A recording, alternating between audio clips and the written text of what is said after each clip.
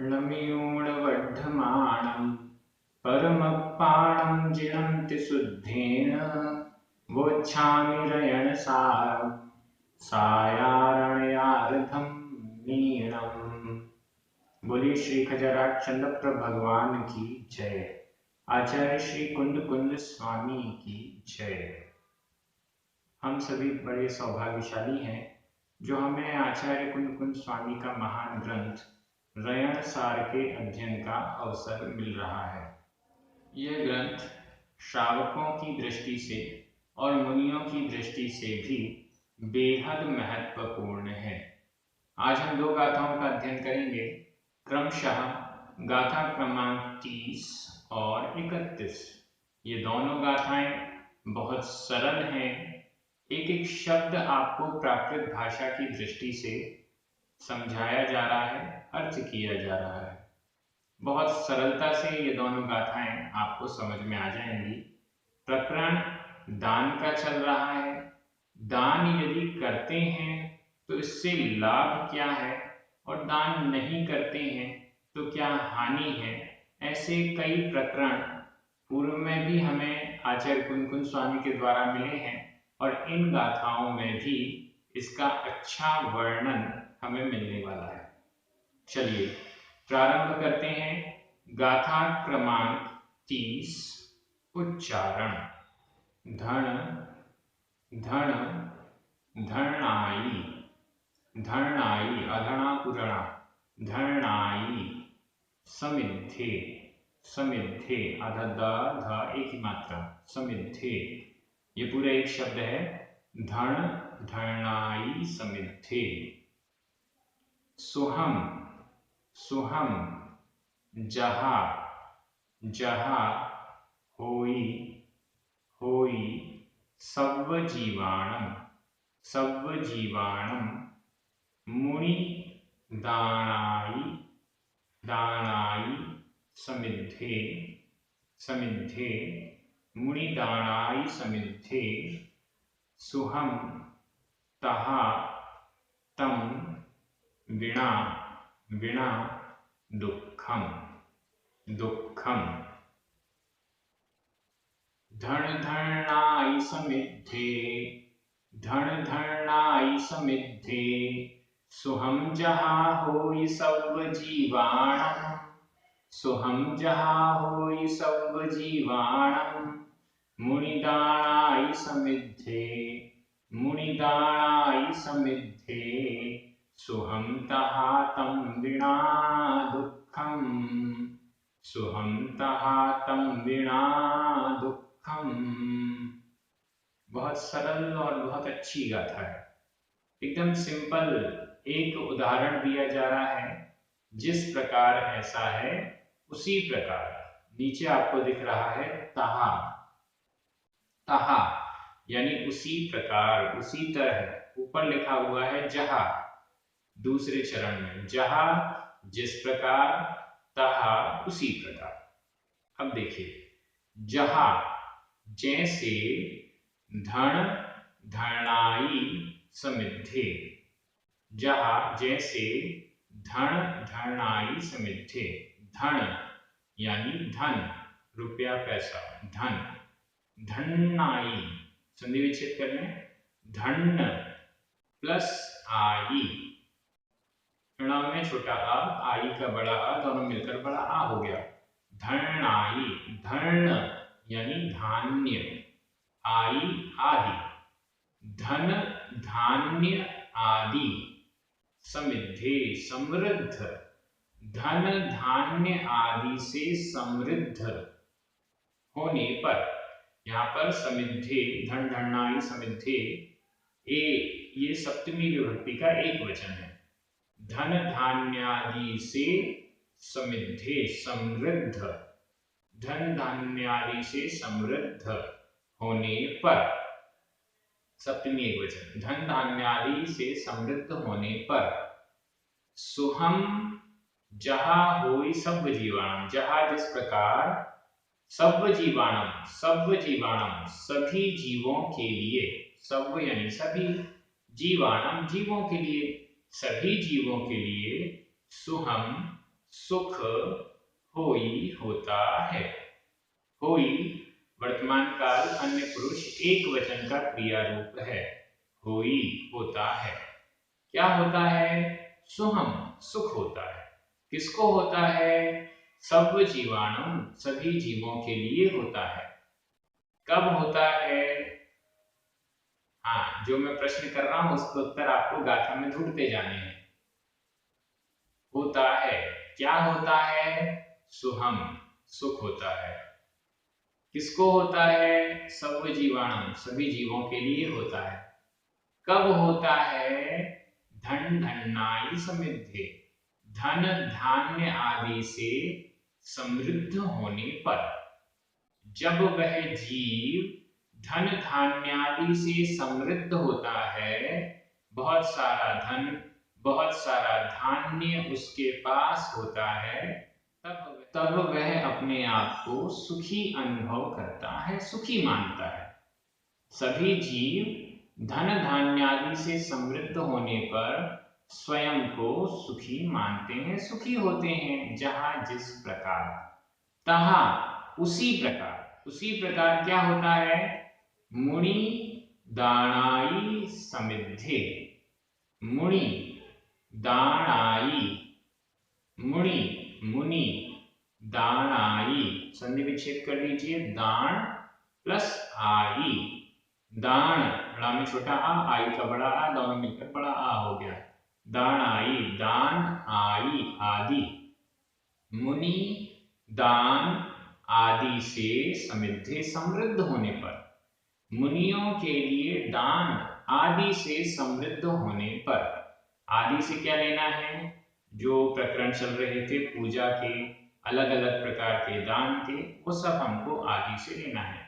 मुनि दान आदि से समृद्ध होने पर तहा सुहम सुहम यानी सुख, तहा यानी उसी प्रकार से, तहा उसी प्रकार से मुनि दानाई समृद्धि मुनि दान आदि से समृद्ध होने पर जीव सुहम सुखी सुख को प्राप्त करता है।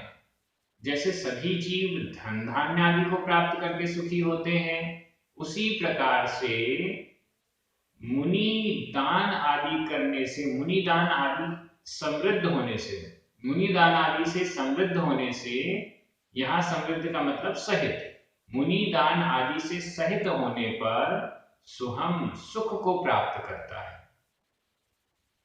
तहा उसी प्रकार से सुख को प्राप्त करता है। तम बिना दुखम तम बिना उसके बिना। तम यहां पर द्वितीय विभक्ति का एक वचन है। बिना बिना बिना के योग में तीन विभक्तियों का प्रयोग होता है। द्वितीय विभक्ति का भी प्रयोग होता है, तृतीय विभक्ति का भी प्रयोग होता है और पंचमी विभक्ति का भी प्रयोग होता है। द्वितीय तृतीय और पंचमी, इन तीन विभक्तियों के प्रयोग बिना शब्द के साथ हो जाता है। तम बिना, यहां द्वितीय विभक्ति का एक वचन लगाया हुआ है। उसके बिना, किसके बिना? मुनि दान आदि के बिना क्या होगा? दुखम दुख होगा। एकदम स्पष्ट करना चाह रहे हैं। लौकिक क्षेत्र में हम देखते हैं सभी जीव जैसे जैसे धन बढ़ता जाता है, जैसे जैसे धान्य बढ़ता जाता है खेती आदि में, वैसे वैसे वो अपने आप को सुखी मानते। मेरे पास तो बहुत है, हमारे पास तो इतनी धन संपत्ति है, इतने धन धान्य है, खेत आदि हैं, उससे अपने आप को वह सुखी मानता है सांसारिक सुखों की दृष्टि से। उसी प्रकार से जो मुनिदान आदि से समृद्ध है, मुनिदान आदि से सहित है, वह भी सुहम सुख को प्राप्त करता है, उसी प्रकार से सुख को प्राप्त करता है। अब देखिए, ये दो कंडीशन है जिसे हमने अनुभव किया है। हमने अनुभव किया है जैसे जैसे हमारे जेब में पैसे बढ़ते जाते हैं, वैसे वैसे हम अपने आप को सुखी मानते जाते हैं। जब हम छोटे थे, पॉकेट मनी थोड़ी कम मिलती थी, धीरे धीरे वो पॉकेट मनी बढ़ती गई, डबल हो गई, ट्रिपल हो गई, बढ़ गई। तो जैसे जैसे वो पैसा बढ़ता गया हम अपने आप को सुखी मानते गए। पहले 1 रुपए, पहले अठन्नी मिलती थी, अठन्नी के बाद 1 रुपए मिलने लगा, 1 रुपए के बाद 5 रुपए मिलने लगा। तो हम अपने आप को सुखी मानने लगे कि हम कितने ज्यादा सुखी हैं। सैलरी पहले कम थी, फिर धीरे धीरे बढ़ने लगी, तो हम अपने आप को सुखी मानने लगे। व्यापार में पैसा पहले कम था, फिर धीरे धीरे बढ़ने लगा, हम अपने अपने आप को सुखी मानने लगे। ये अनुभव तो आपने किया है। दूसरा, मुनियों को दान आदि देकर भी आपने सुख का अनुभव किया ही होगा। 100%।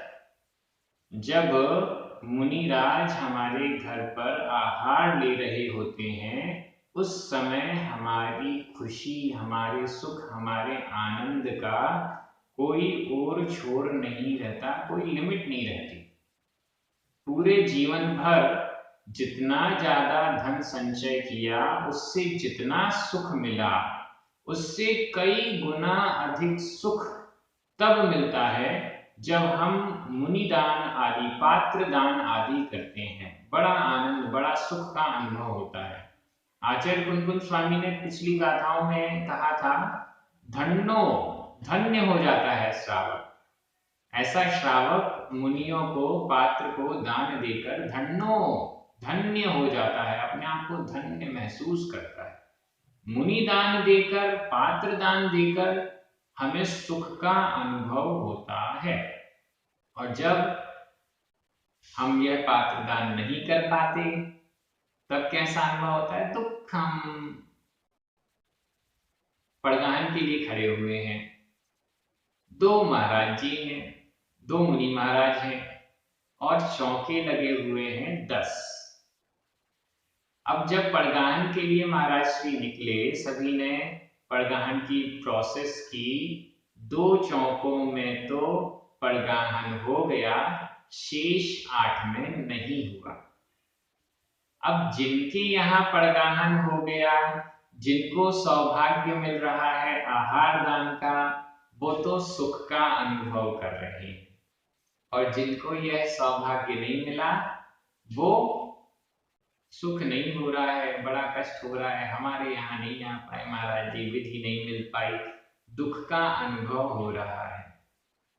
और यदि यह अवसर ही नहीं मिला, जीवन भर हमने चौके नहीं लगाए, जीवन भर हमारे घर में मुनियों के आहार आदि नहीं हो पाए हैं, तो वह सुख का अनुभव नहीं मिल पाया, ऐसा समझना चाहिए। आज का जो कमेंट आपको लिखना है वो यही लिखना है कि मुनियों को दान आदि देने से या कौन सा अच्छा कार्य करने से आपको सुख का अनुभव होता है। कौन सा अच्छा कार्य, धार्मिक कार्य करने से आपको सुख का अनुभव होता है।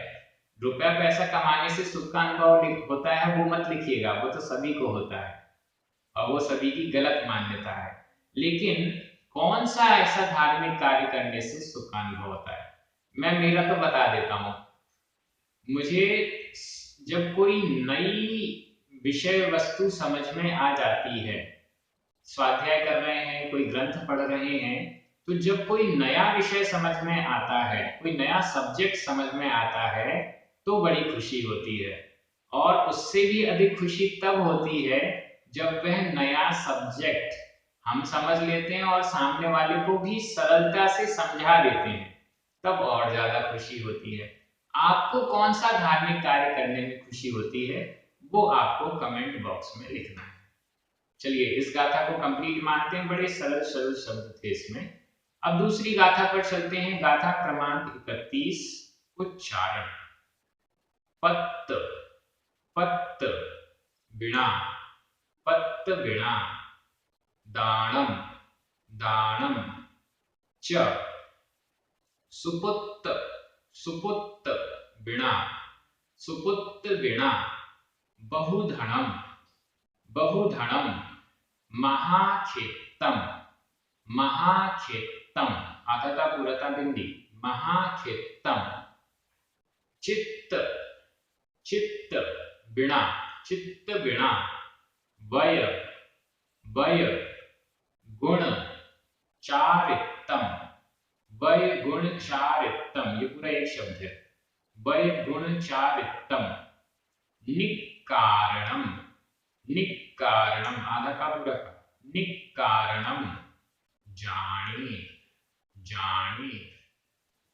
पत्तविणादानं च, पत्तविणादानं च, सुपुत्तविणा बहुधनं महाखेत्तम्, सुपुत्तविणा बहुधनं महाखेत्तम्, चित्तविणा वैगुण, चित्तविणा वैगुण, चारित्तं निक्कारणं जाने, चारित्तं निक्कारणं जाने। बहुत सुंदर और सरल गाथा है, एक प्रकार से सुभाषित है, सूक्ति है। एक बार में आपको इसका अर्थ समझ में आ जाएगा, लेकिन चिंतन इसमें अवश्य कीजिएगा।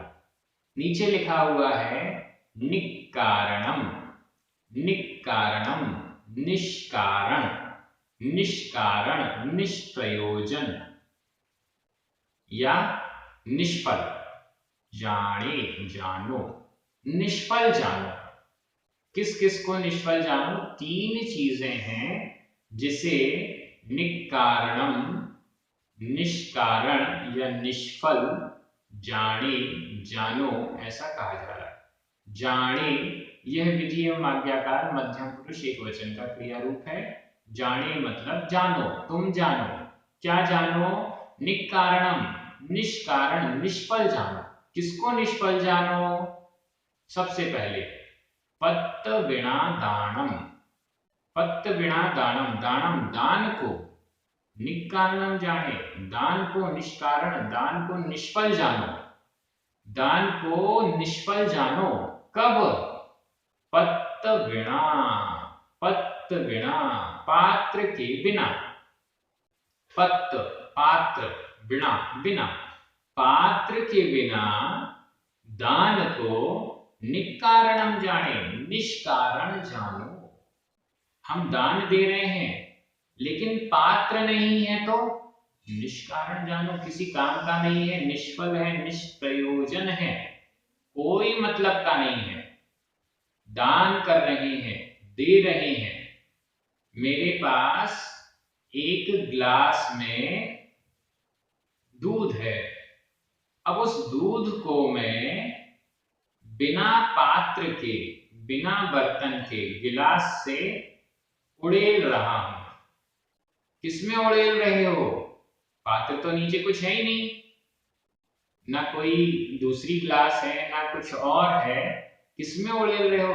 बिना पात्र के ही। तो क्या होगा? वह दूध ही वेस्ट हो जाएगा, जमीन में गिर जाएगा, खराब हो जाएगा।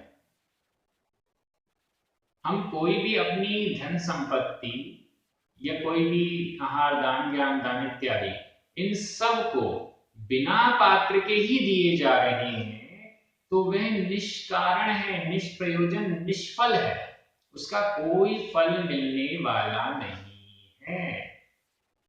मैं YouTube पर पढ़ा रहा हूं लेकिन कोई पढ़ने वाला ही नहीं है। आप विचार कीजिएगा, YouTube पर पढ़ा रहा हूं रयण सार, लेकिन कोई पढ़ने वाला ही नहीं है। अभी तो फिलहाल 24 घंटे में 200 व्यूज हो जाते हैं, मतलब अभी तो प्रयोजन है। लेकिन ऐसा हो कि हम पढ़ाएं और 2 लोग भी ना देखें तो क्या होगा? पात्र के बिना दान हो जाएगा। हम ज्ञान दान तो कर रहे हैं लेकिन उसको लेने वाला पात्र ही नहीं है, उसके योग्य कोई पात्र ही नहीं है, तो वह निष्प्रयोजन है। ऐसा हमें समझना चाहिए। हम आहार दान कर रहे हैं, औषधि दान कर रहे हैं, औषधि दान करना चाहते हैं लेकिन कोई बीमार ही नहीं है हम औषधि दान करना चाहते हैं लेकिन कोई बीमार ही नहीं है तो औषधि दान कैसे होगा? हम अभय दान करना चाहते हैं लेकिन हमारे यहाँ कोई मुनि महाराज ही नहीं आते, कोई चतुर्विद संघ ही नहीं आ रहा है, तो फिर हमारी वो संतशाला, हमारी वो व्यवस्थाएं वो निष्फल जाएंगी। निष्प्रयोजन हो जाएंगे।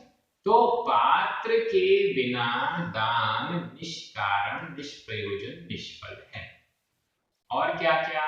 सुपुत्र विना, सुपुत्र के बिना, बहु धनम, बहुत धन, मैंने बहुत सारी धन संपत्ति अर्जित कर ली है, लेकिन मेरे पास सुपुत्र नहीं है, या तो संतान है ही नहीं, या है भी तो सुपुत्र नहीं, वो कुपुत्र है। तो फिर उस बहुधनम, बहुत धन का क्या लाभ है? निष्कारण है, व्यर्थ है। बहुत धन संपत्ति है लेकिन सुपुत्र के बिना है, कुपुत्र है, तो क्या करेगा वो उस बहुत धन संपत्ति का? पूरी धन संपत्ति व्यसनों में लगा देगा, पूरी धन संपत्ति व्यसनों में, पाप कार्यों में, असामाजिक कार्यों में, भोगों में नष्ट कर देगा, अगर सुपुत्र नहीं कुपुत्र है तो। और अगर सुपुत्र कुपुत्र संतान ही नहीं है तो भी वह बहुधन किस काम का है? क्यों? क्योंकि आगे तो हम उसको कुछ दे नहीं पाएंगे, दान हम करना नहीं चाहते हैं, तो फिर वह बहुधन किस काम का? किसी प्रयोजन का नहीं है। इतनी कई लोग देखे जाते हैं ऐसे, कोई भी संतान नहीं है, कोई भी आगे वाला जिसको वह धन संपत्ति देना चाहते हैं ऐसा कोई भी व्यक्ति नहीं है, कोई भी वारिस नहीं है, फिर भी लगे हुए हैं धन अर्जन में, फिर भी लगे हुए हैं धन संपत्ति को जोड़ने में। किस प्रयोजन का है? किस काम का है? किसी काम का नहीं। महाखेत्तम, महा क्षेत्र, क्षेत्र, क्षेत्र यानी खेत भी कह सकते हैं या जमीन जायदाद ऐसा भी कह सकते हैं। महाक्षेत्र, बड़े बड़े खेत, बहुत सारी धन संपत्ति, सुपुत्रम, सुपुत्र बिना, सुपुत्र के बिना, निकारणम जाने, निष्कारण, निष्प्रयोजन जाने जानो, निष्प्रयोजन जानो। सुपुत्र नहीं है तो ये बहुत सारी धन संपत्ति व्यर्थ है। और तीसरे नंबर पर बहुत इंपॉर्टेंट है ये भी, चित्त बिना, चित्त के बिना। चित्त का मतलब मन भी होता है, भावना भी यहां ले सकते हैं। भावों के बिना, मन के बिना, वय गुण चारितम, वय व्रत गुण, यहाँ गुण से तात्पर्य मूल गुण, उत्तर गुण दोनों ले सकते हैं, या फिर सद्गुण भी ले सकते हैं, अच्छे अच्छे गुण। और चारितम, चारित्र, व्रत गुण और चारित्र, चित्त बिना, भावों के बिना, मन के बिना, ये सब व्यर्थ हैं। हमने व्रत ले लिए लेकिन भाव नहीं है, भावों के बिना किसी ने व्रत लिए, मजबूरी में व्रत लिए, मजबूरी में चारित्र को धारण किया, मजबूरी में मूल गुण उत्तर गुणों का, सद्गुणों का पालन कर रहा है, मजबूरी में सज्जन बना है।